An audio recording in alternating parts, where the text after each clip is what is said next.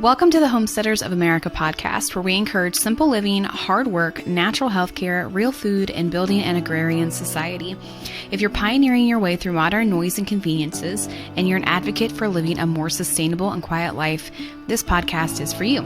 Welcome to this week's podcast. I'm your host, Amy Fuel, and I'm the founder of the Homesteaders of America organization and annual events. If you're not familiar with us, we are a resource for homesteading education and online support, and we even host a couple of in-person events each year, with our biggest annual event happening right outside the nation's capital here in Virginia every October. Check us out online at homesteadersofamerica.com.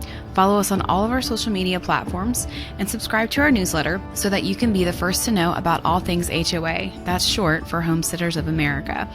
Don't forget that we have an online membership that gives you access to thousands, yes, literally thousands of hours worth of information and videos. It also gets you discount codes, an HOA decal sticker when you sign up, and access to event tickets before anyone else. All right, let's dive into this week's episode.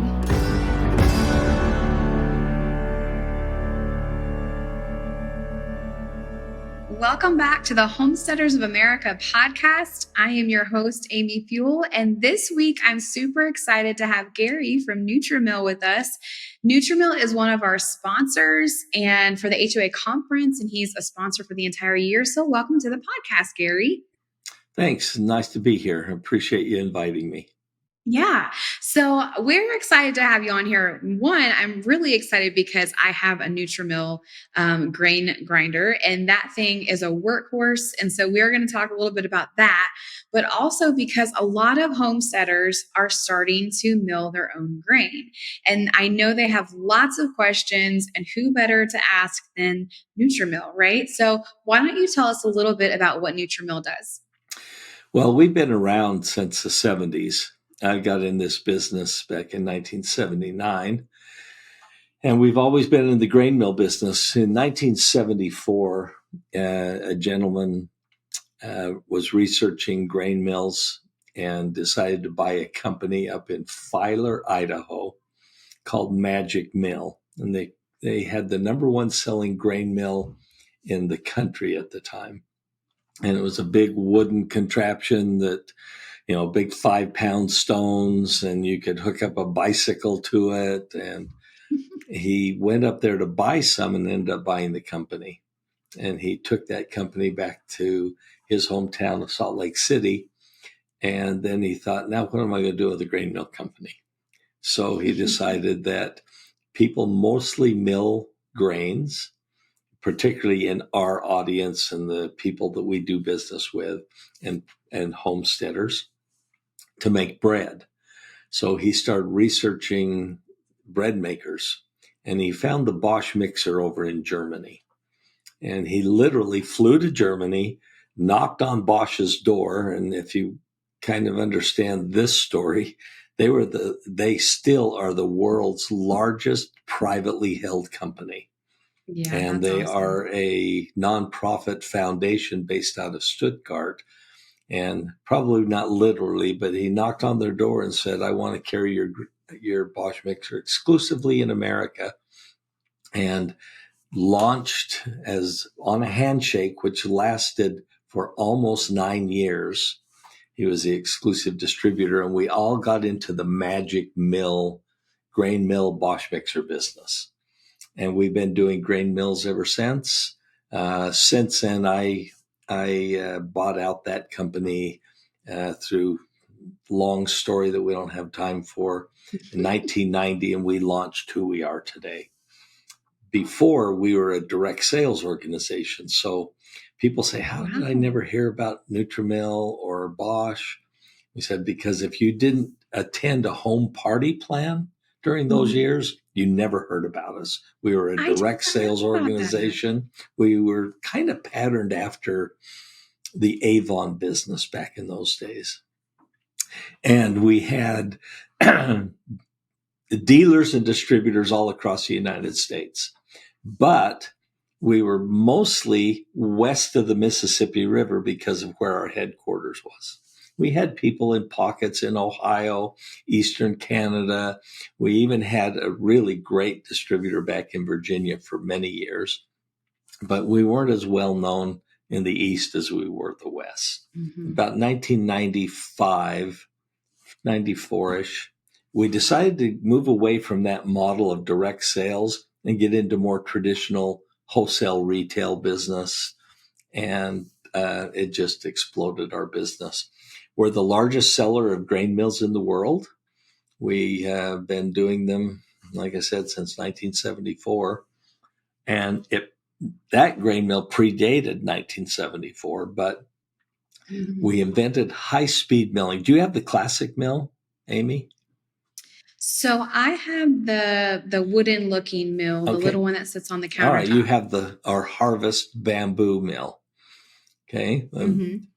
We've gone back to the future with that grain mill. We used to be in the stone milling business for years. High-speed milling we developed in 1981.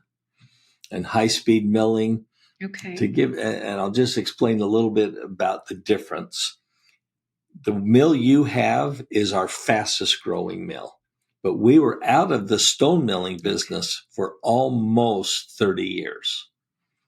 And then we decided that there's this huge demand coming in grain mills, but the big bulky ones that weighed 89 pounds, 5-pound stones and huge, commercial motors on the back had gone away. When high-speed milling came out, there were 26 stone mill manufacturers in the United States.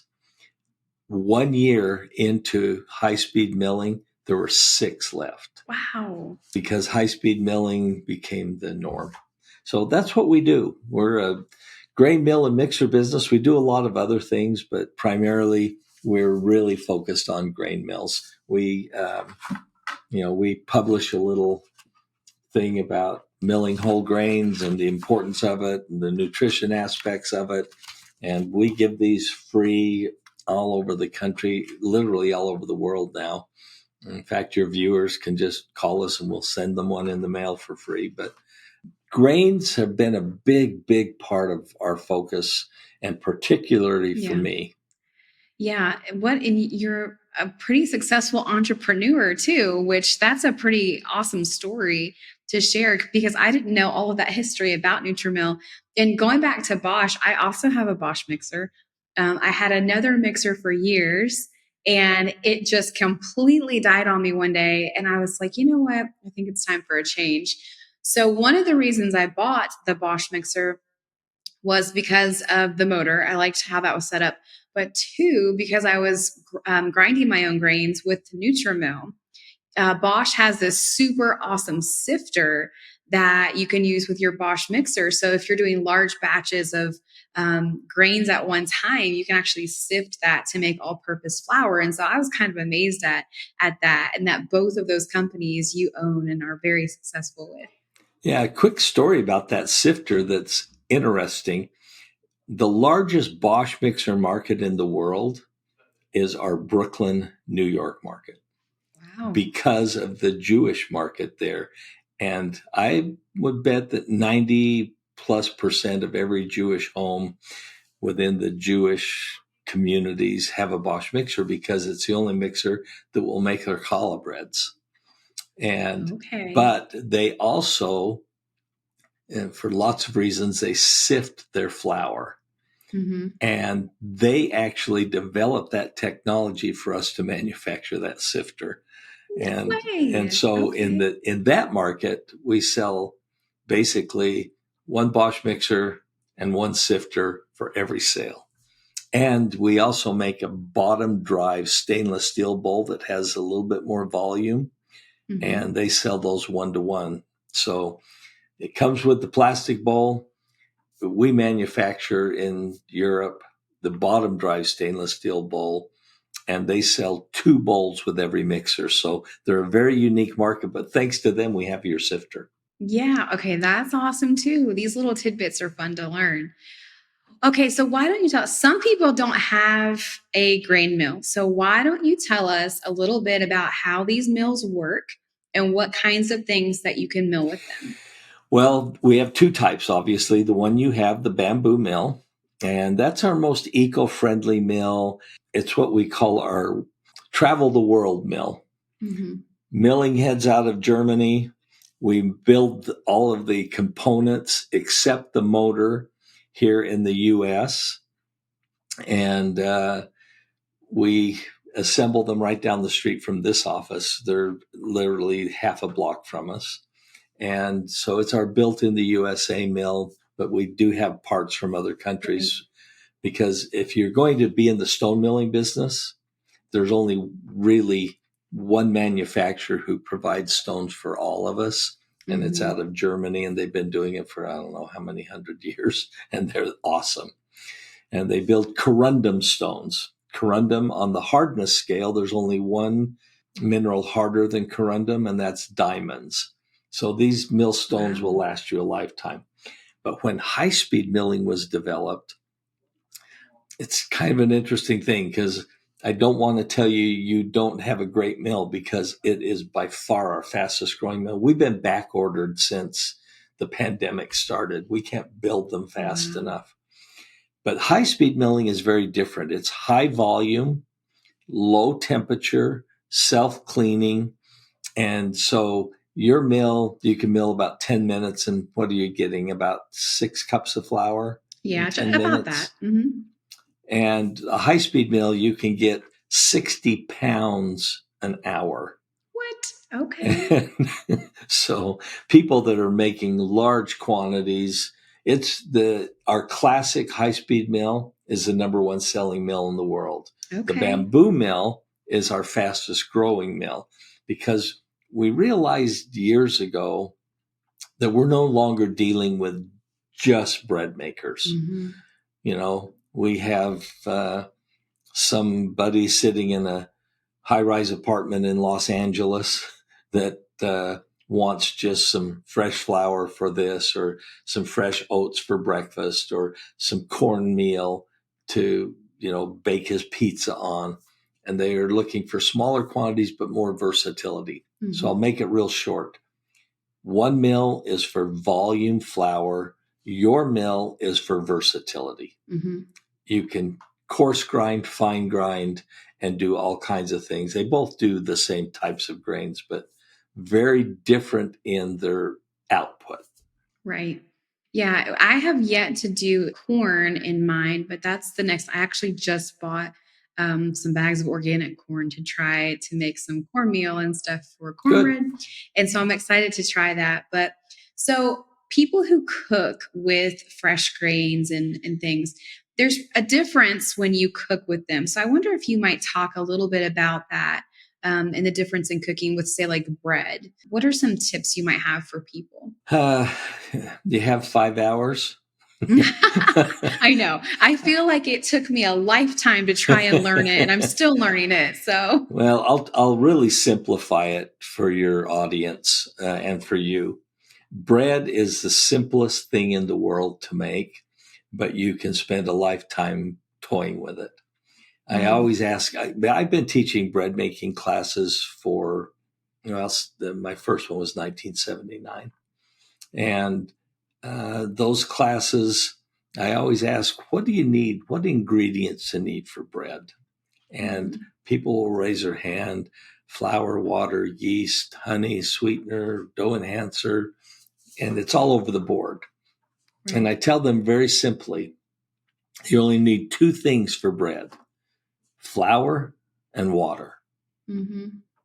That's it. That's what bread actually is. Unleavened bread, what the Jewish people eat during Passover, that's just flour and water.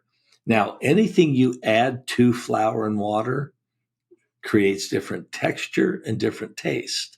So unleavened bread, you can salt it and spice it and make crackers.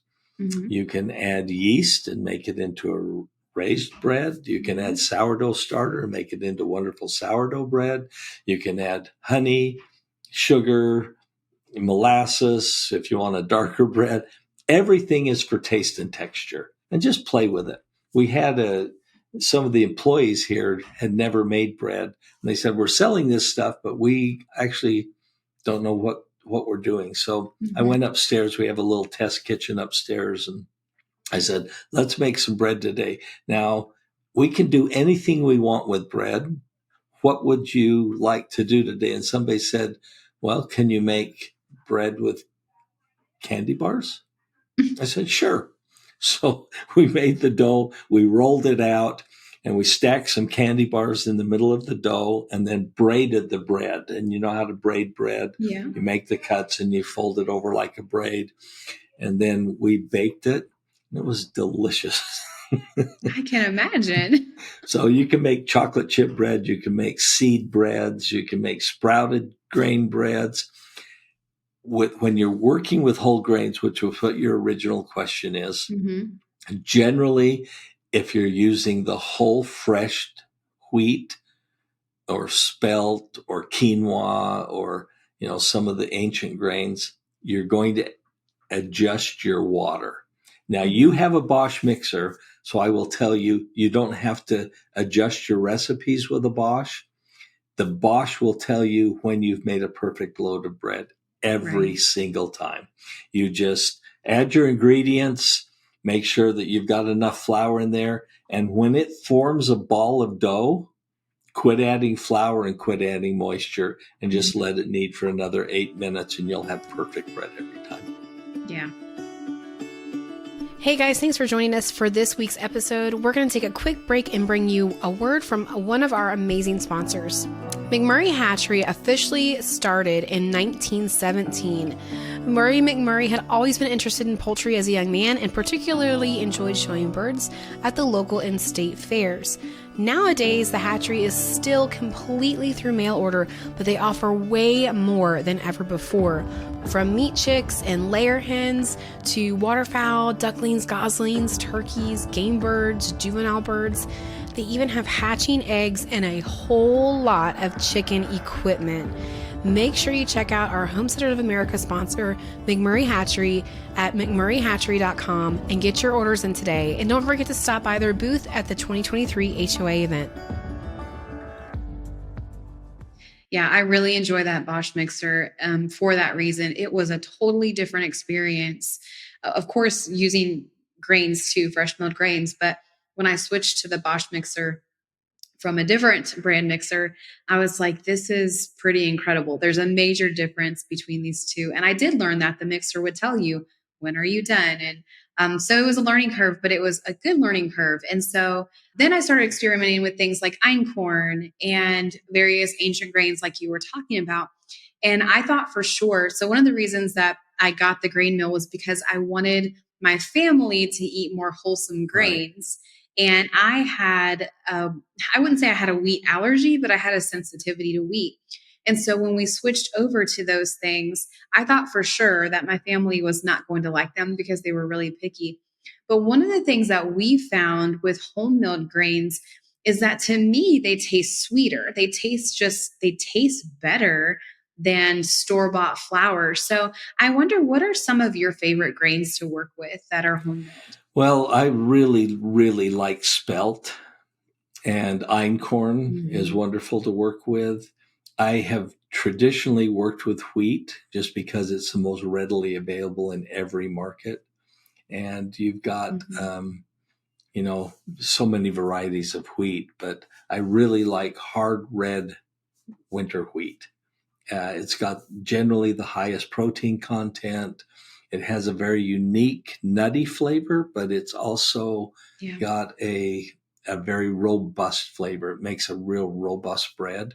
In our markets today, most people are using winter white wheat, which was developed by Wheat Montana Farms, 25 years ago. And they have a really good wheat, and it gives you a softer, lighter loaf. Then if you want pastries, spring white wheat, because it's what they use in the baking industry. You already have your sifter. You know that you can get all-purpose flour by sifting. I like the whole grains. Let me show you a little page in this booklet real quickly. This right here is why I recommend grains. Now, you said, every grain is different, but when we talk about wheat, they remove all of this to get down to all-purpose flour, and they have to add chemical nutrients back to that to even be able to legally sell it. But you're missing all of the germ and the germ oils, the middlings, the bran, and all those things are super, super important for taste and texture. Yeah. Now, one of the things that I think is really important to realize is that when we take all of those things out and we turn it into baker's flour, that's why people are having wheat or gluten sensitivities. Our American diet is so overloaded with gluten that people are saying, well, I can't handle gluten. My stomach won't handle gluten. I'm sensitive to it. And I've worked with people that have told me that they are 100% gluten free. The only people that are really have to be gluten free is if they have celiac disease. Right. And that is a tiny, tiny portion of the population, primarily Scandinavian.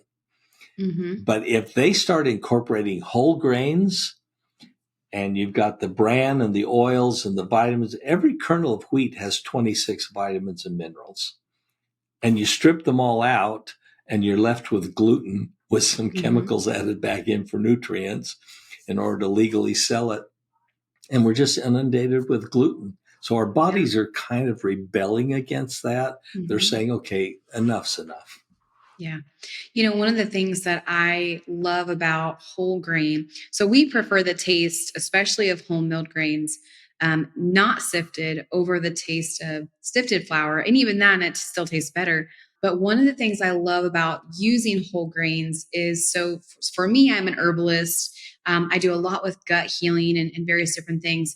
And so I know from a professional standpoint in the healthcare industry that whole grains have really good fiber content, including, soluble and insoluble fiber. And they are both key for digestion. And so what you just said really hits the nail on the head. When you're buying flour from the store, especially, and you're removing literally everything. I mean, even with the sifter, like, you can still tell it's not like store flour. When you're removing everything, and then your body is just, it's the same with the pharmaceutical industry, right? Like, we have pharmaceuticals, they pull one thing from a plant and that's it. But we're not going to get on that topic today. but it's true. And so we have, especially in America, we are eating these pieces of real food, but not the whole food. And so our bodies are like, well, what do I do with this? Because I'm missing the other components of how I'm supposed to digest this. I don't have it. And so whole grains are an amazing superfood, and our society has scared us away from them for that reason, the gluten reason, and the way that we sell our products. So I call it the gluten hoax. I have another name for it, but I'm not going to say it on there because it's a little bit offensive. But God created grains for man. And when he created grains, there's a reason that the scriptures call wheat the staff of life. And more recently, we call it the king of all the grains. The interesting thing about wheat, spelled kamut, wheat, they have all the vitamins and minerals to create and give us a complete protein minus 2 amino acids. And those 2 amino acids you find in any bean, any legume, and any dairy product. So if you added, let's say you're making chocolate chip cookies, and I can make chocolate chip cookies with 100% whole grain, fresh milled flour, and add a cup of bean flour or a half a cup of milk, and feed my kids 100% whole grain, whole protein cookies, and they don't know the difference between those and white flour. Right. And we just have to understand that the reason that the wheat is called the staff of life is because if you store wheat, because a lot of our education over the years has been also about preparedness. That's why we love the homesteader movement. They're a God-fearing people. Right. They understand the need to be prepared against these unprecedented, crazy times that we're living through. And you can store beans and wheat and some powdered milk and some honey or some sugar, or whatever sweetener you like, which will have long storage capacity and sustain your family indefinitely with complete nutrition and complete health. And that's really been our message I've been in this business 40 years, and that's our message, is that take care of your families, take care of your nutrition, store things, you know what a loaf of bread costs in the store. If you make a really good quality loaf of bread here where we live in St. George, that loaf of bread can cost you upwards of $6 to $7. Or we can make it ourselves for between $1 and $1.20. Yeah. And it's better. Yeah, a lot better. And you actually touched on a part too. One of the reasons I think I actually ordered this NutriMill right before 2020 or right as 2020 was hitting. And I remember having a hard time finding it for the very reason you mentioned earlier, is they've been on back order, but somehow I was able to find it and it came in a couple of weeks. And one of the things that my husband, and we've always been big on this, but one of the reasons that, he was like, go ahead and get it, is because of preparedness. We can store, like you just said, longevity. We can store wheat berries. We can store all kinds of grains that we can then use this mill for in our home. And the vitamins and minerals and all of the good health content in these can sustain a family very easily. And you get filled up pretty quickly on bread, right? Like you don't have to eat a ton of it to feel full. And so I love that you mentioned that, because another reason to get into milling your own grains and storing grains, and especially in the times that we're heading into. And so talking about that, what are some tips you have for storing grains for long-term? And are there any one grain better than the other for long-term storage? Well, any wheat, and I will include spelt and kamut in that, or type of product, the ancient grains or even the modern wheats, they have incredible storage capability. You hate to say indefinitely, but wheat was found in some of the tombs of Egypt that they were able to plant and grow. Wow. Keep it away from heat, light, and moisture. That's true of any food. The three things that will spoil food are heat, light, and moisture. Now, if you can vacuum them, even better, but then you still have to keep them in a cool, dry place. Now, there's so many things I could talk about in terms of storing wheat. I store my wheat in buckets, and I use the 5 or 6 gallon buckets. And I've used over the past diatomaceous earth. I've used the dry ice method. Now they make those little oxygen absorber packs. Right. And I fill it up about a third of the way, drop in a pack or two, fill it up another third, drop in a pack, and then fill it up, and then drop in another pack and seal the bucket. I've had wheat stored that I've used that I've had stored for more than 15 years. Wow. There is just, wheat will store literally for longer than we will be alive. And you can use it. I'll just say one more thing about the beauty of wheat, a couple of things. One is it's versatile. You can grow it into new wheat. You can grow it into wheatgrass, which turns it into a completely different food group. Okay. You can sprout it, which then turns it into a vegetable. You can grind it. It's just so versatile. You can soak it in, take a thermos bottle, put a little bit of wheat in the bottom, add some boiling water, let it sit overnight, and then stir some milk and honey in it the next morning and eat whole wheat. Just like that, the whole kernel wheat is cereal. But the amazing thing about wheat is what it does to your body. Okay? It is almost the perfect food created, again, the staff of life. You can build your body, build your blood with all these vitamins and minerals and oils and all of these things that work together in synergy to give you a perfect food. But at the same time, because of all that bran, it also flushes your system regularly. And so it's a bodybuilding and a body cleansing food at the same time. People say, oh, I don't want to eat too much bread. I'll get fat. Well, obviously I do, but it's not because of the wheat. It's because of the candy I eat. But it's the candy in the bread that you make. Yeah. But if you eat whole grain breads and get all this white processed foods and pastries and crackers and cookies out of our system, it's actually, you end up getting healthier, leaner, because it's a bodybuilding and a body cleansing food.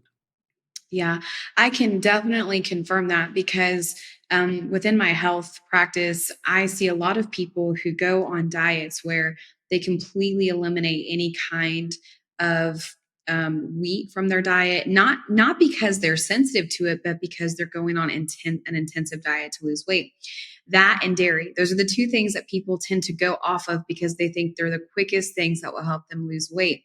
And the opposite is actually true. What they find is they go off of these products and then they're just messing up their bodies even more, because what especially wheat bran and the fiber in it do is, just like Gary said, they go throughout your whole system and pull out toxins and cleanse your body and your system and your GI tract. And so I had a friend one time who said she was going on the whole grain and milk diet because she had a milk cow. And that's what she did. She did this for, I think it was like 2 months. She was trying to lose weight. And so she just ate, good, healthy protein, like, chicken that she grew and beef from her farm, clean vegetables. And then with every single meal, she ate a couple slices of whole grain, homemade bread and raw milk. And she dropped like 20 pounds incredible. in 2 months, simply because she added the things society tells you not to add back to her diet, and her body started healing. And so it is incredible. I love that this was not where I expected this conversation to go, but it's amazing, right? It's your reason why you're doing what you do. You're not just selling a product. You actually have a reason for educating people, and especially our homestead community, on why they should be doing these things if they're not doing them already. And that's why we love partnering with people like NutriMill, because you're not an HOA sponsor because you just want everybody to buy your product. You're doing what we're doing. You're educating people as to a better way of living. And that's what I love about this whole conversation that people get to see.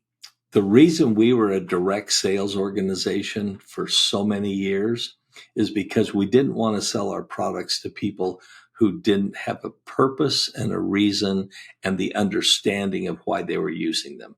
We were looking to change people's lives with whole grain nutrition and making their own food fresh and taking care and preparing whatever might come. A loss of a job, a sickness.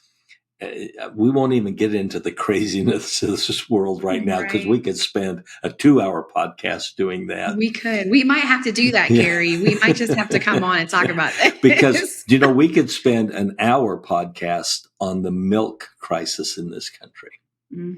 Because the thing I love about homesteaders is that they're milking cows and drinking real food. And you hear all this stuff about get dairy out of your system. And it's because there's a book it's out of print now called The Poisoning of America. And it was when the government came in and said, we have to homogenize and pasteurize and blend milk from 10 different farms and put them all into a big steel truck and take them to the milk processing plant. We're not drinking milk. We're drinking overprocessed something. But whole milk is just the same as whole grain. It's a different food than what we buy in the grocery store. There's only one store here in St. George where we can buy raw milk. And being able to buy that raw milk here in St. George is incredible because of all the laws they passed against it. Homesteaders, a lot of them have cows, they can milk it and drink it. But if they were trying to go buy raw milk, the government says, no, it's not safe for you. Yeah. Well, that's, in my mind, that's like craziness. Yeah. But you can buy all these other things that aren't healthy for you, but you cannot buy whole, real raw milk. Yeah. Yeah. Well, Gary, I could literally talk to you all day long, but I won't hold you too long. So, at the end of every podcast episode, I like to give everyone an opportunity to just share what is on your heart, what is kind of burning in you, whether it's something you've been learning about or something you just feel like you need to say. What is something you would love to say to our audience to close us out? I know, no pressure at all. No pressure at all. I will say a couple of things. One is we had these stickers out at every show. We believe in life in healthy balance. Mm-hmm. And it's been our motto for as long as I can remember. But life in healthy balances means not just food, but family, sustainability, preparedness. And I really believe at the last conference we were at in Pryor, Oklahoma, we just spoke briefly. And I basically said to the audience who was there, I believe the future of this country, I don't know to what extent this country is going to keep going downhill, but the future of this country is in the hands of families. Mm-hmm. The homesteaders are leading that movement. Yeah. And we are a Christian nation, and when we get away from being a Christian nation, we're in trouble. But I see these homesteaders and I see these rooms full of people that are committed to faith and family and God and nutrition and taking care of their families. And that's the most important movement in this entire world right now. Yeah, that's awesome. I love it. Gary, are you coming to conference this year? Because I would love to meet you in person. Well, we're sponsoring. I'll be in Coeur d'Alene, Idaho. We're sponsoring the Coeur d'Alene, Idaho Homesteaders Conference. Mm-hmm. We've got some people going to, I think, Springfield, Missouri. We're doing the conference in Virginia. We're one of the sponsors of the conference in Virginia, and I'm hoping to be there. One of the issues we have is that because we have Bosch meetings every year that we have to go to, they're a huge company and they dictate when those meetings are. If it doesn't conflict with that, yes, I'll be there. But we will have a presence there. We have incredible employees and good people. Yeah. All right, guys. Well, make sure you stop by the NutriMill station in October at the HOA conference and all of these other conferences that they're going to be at. Gary, we hope that you can come. I think you'd really enjoy we have a Friday night revival service. I think you would really enjoy it. And you guys that are listening, we want you guys to come too. Even if you don't have a conference ticket, you can come to the revival. It's completely free and open to the public. Last year, we baptized multiple people. It was just such a fun event. So if you want to come, please come. You can find Gary and NutriMill online. We've linked all of that stuff in the description of this video or the podcast, wherever it is you're listening. And make sure you go buy a grain mill or a Bosch mixer if you don't already have one, because they are super good tools. I know most of our team, I think, has both of them, the NutriMill and the Bosch mixer. Many of us have switched over in the last couple of years, so they are tried and true here, and we really enjoy them. But thank you, Gary, for joining me today. I've really enjoyed it. It's my pleasure, and the most important work that I think the homesteader movement is doing is turning people to Christ. Yeah. Yep, I agree. All right, guys. Well, until next time, happy homesteading, and we will see you next week. Thanks, Amy. Appreciate your time. Thank you. Hey, thanks for taking the time to listen to this week's Homesteaders of America episode. We really enjoyed having you here. We welcome questions, and you can find the transcript and all the show notes below or on our Homesteaders of America blog post that we have up for this podcast episode. Don't forget to join us online with a membership or just to read blog posts and find out more information about our events at homesteadersofamerica.com. We also have a YouTube channel, and follow us on all of our social media accounts to find out more about homesteading during this time in American history. All right, have a great day and happy homesteading.